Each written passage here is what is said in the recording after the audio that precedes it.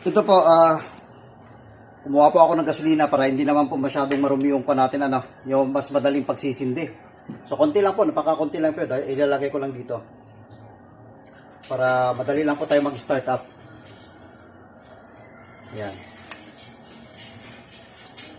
Konti lang, hindi ko pa nga napaubos.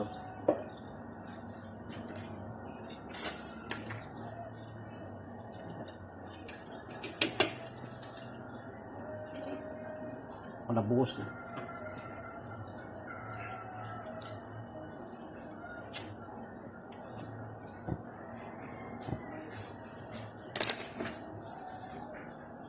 So yan po, at isasaksak na natin to.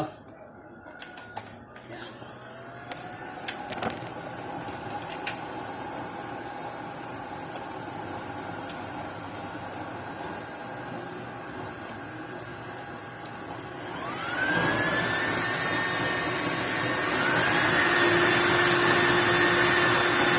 Lakasan kagad natin yung kan.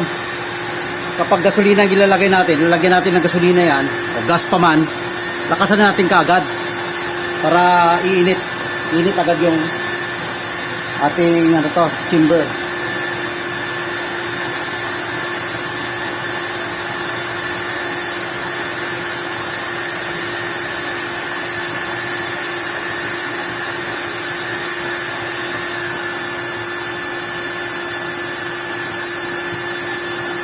Nakayanan ng isa.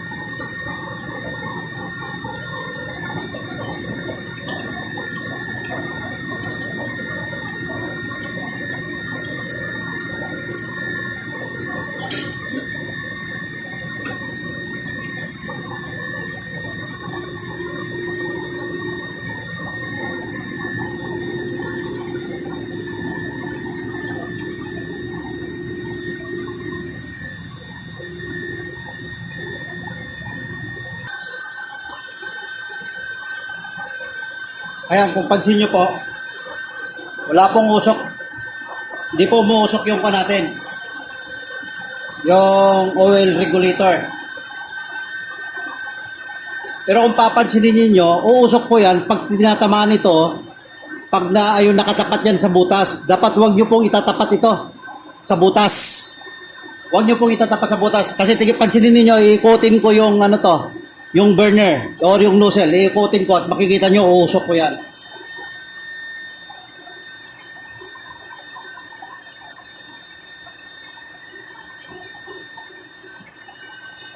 Ayan, kapag nakatapat yung butas ng ating burner dyan, sigurado po, uusok po yan.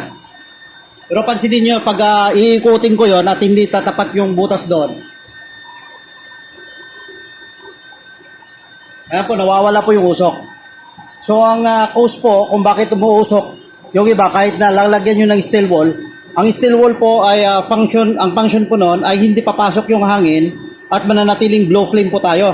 So, yun po yung function nun. Yun po ang trabaho ng steel wool. Ngayon, yung pag-uusok po, sa butas nyo po yun. Nasa butas po yan. Pansinin nyo dito sa kabila.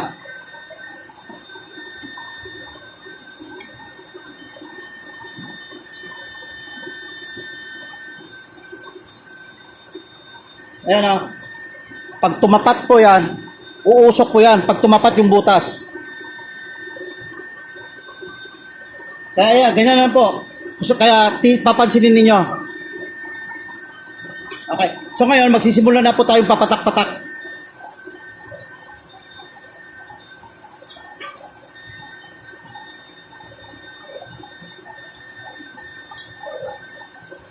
Ang patak nyo po ay ganun lang. Steady lang po yan.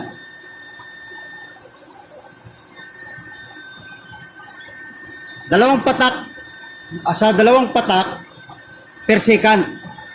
Okay na po yan kasi kung susobra man, pupunta lang po sa ako natin, sa oil regulator.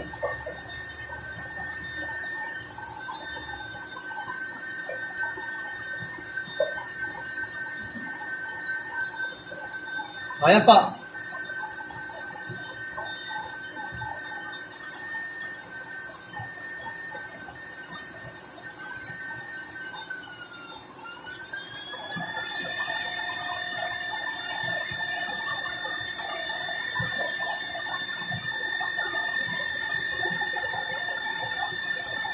Ngayon, sasalangan natin.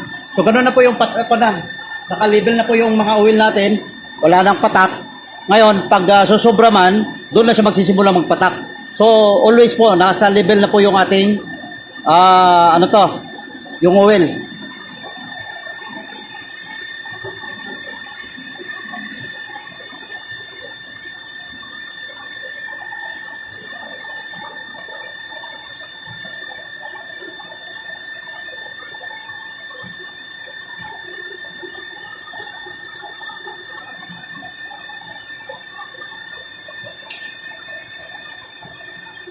Ito po, pansinin nyo pag sinasalangan natin.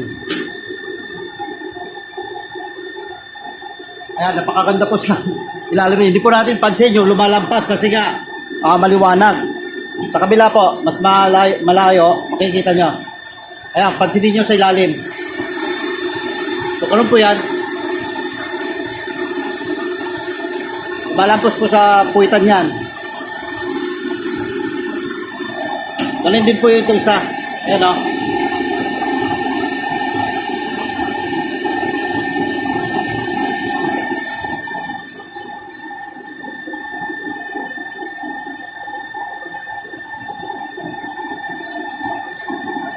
So yan po yung kagandahan pag may oil level regulator.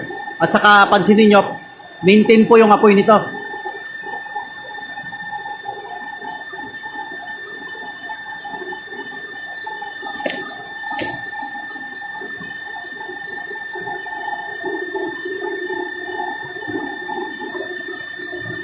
Yan po.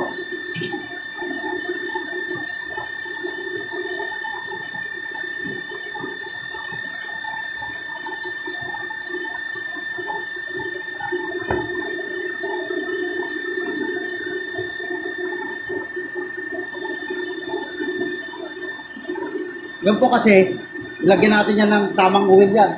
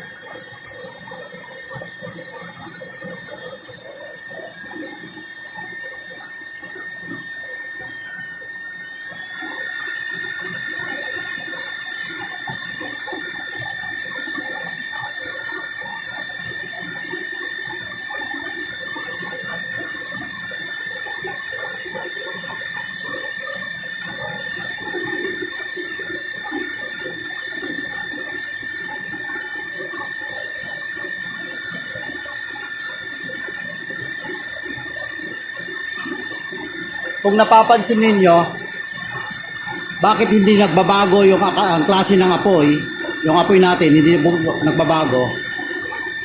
Pag pinabilisan po natin yon, kahit na yung latak ay puno na yon, pero pag pinapabilisin natin, yon, bali yung oil na bago pumupunta sa top, kaya yun ang nasusunog.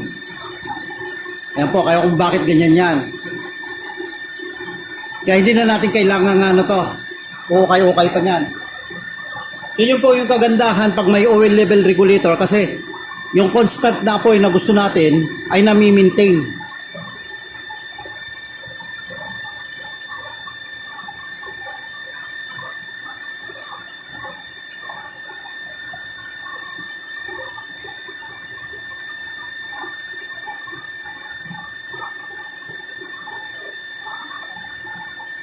Ayan po yung patak niya.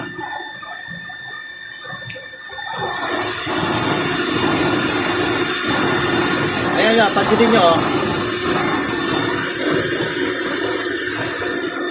So kahit na mabilis po yung patak natin, walang problema.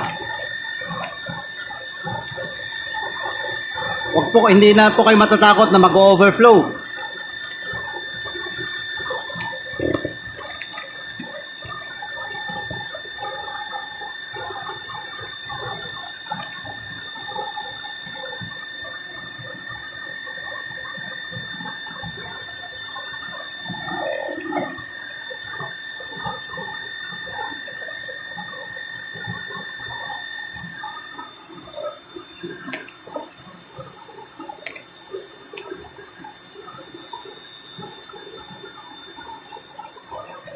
Hirapan po ng kwan.